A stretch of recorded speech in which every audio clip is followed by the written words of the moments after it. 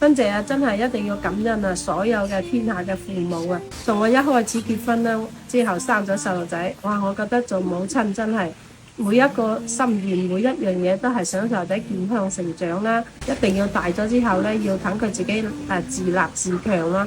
芬姐咧，同大家分享下我細個嘅經歷啊！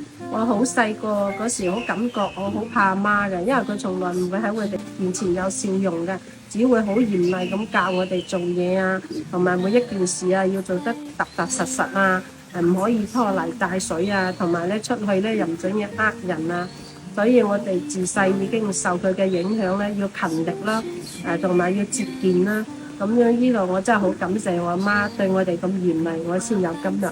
以前真係好唔理解點解我阿媽咁惡嘅，同埋咁嚴厲嘅，同埋做嘢一做得唔好咧就打我哋。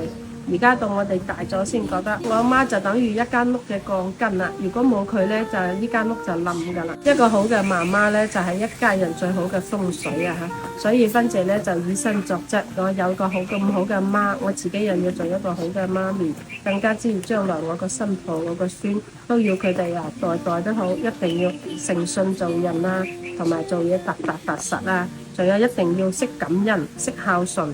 咁樣你先會有好嘅家運啦！大家如果覺得芬姐講得啱嘅，都可以轉發俾你嘅屋企人睇啊！希望我哋啲年輕人一定要識得孝順阿媽，要感恩所有幫過你嘅貴人啊！如果特別你家婆，佢係培養得個好嘅老公，你先會更加之會有好嘅日子。所以你哋一定都要對家婆好。